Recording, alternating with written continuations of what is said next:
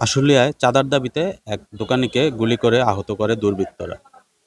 গত ৯ তারিখে আশুলিয়ার গোরাট এলাকায় ভুক্তভোগী চা দোকানিকে কাছে চাঁদা চায় স্থানীয় কিছু চাঁদাবাজ।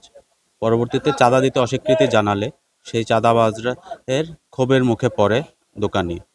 মারধরের এক পর্যায়ে তার পায়ে গুলি করে সন্ত্রাসীরা। আহত অবস্থায় চা দোকানিকে ঢাকার পঙ্গু হাসপাতালে চিকিৎসা দেওয়া হচ্ছে। ঘটনার পর আশুলিয়া থানায় মামলা দায়ের করে ভুক্তভোগীর পরিবার। এরই ধারাবাহিকতায় আশুলিয়া থানা পুলিশ অভিযান চালিয়ে ঘটনার একদিন পর এই ঘটনায় জড়িত সন্দেহে ২ জনকে এবং প্রত্যক্ষভাবে জড়িত একজনকে সর্বমোট ৩ জনকে গ্রেপ্তার করে। গ্রেপ্তারকৃতদের আজ আদালতে পাঠানো হয়েছে।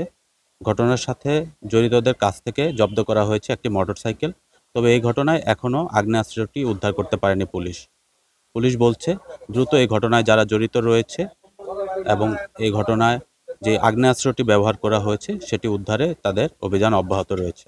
৯/১/২৫ দুপুর এক ঘটিকার সময় আশুলিয়া থানাধীন গোরাট শাকিনস্ত ডেবনিয়ার গার্মেন্টসের ১ নং গেটের পাশে ভিকটিম সৈনিক রহমান শাহিনের চায়ের দোকান ছিল। ওইখানে কতিপয় সন্ত্রাসী তার নিকট চাঁদা দাবি করে চাঁদা দাবিকে কেন্দ্র করে সে যখন এটা চাঁদা দিতে করে তখন কতিপয় সন্ত্রাসী এসে তাকে এলোপাথারি মারধর সহ তার পায়ে গুলি করে।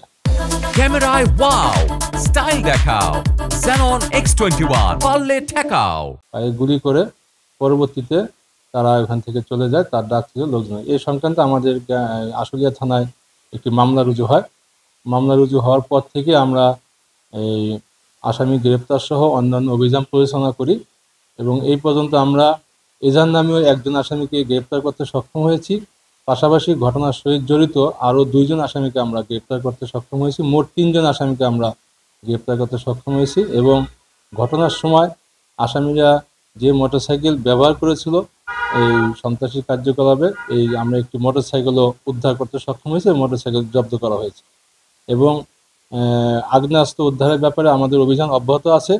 আমরা আশাবাদ ব্যক্ত করি অতি শীঘ্রই আমরা এই আগ্নেয়াস্ত্র উদ্ধার সহ অন্যান্য যে পলাতক আসামি রয়েছে এবং ঘটনার সাথে যারা জড়িত আছে তাদেরকে আইনের আওতায় এনে গ্রেপ্তারপূর্বক আমরা বিজ্ঞ আদালতে সোপর্দ করতে সক্ষম হব।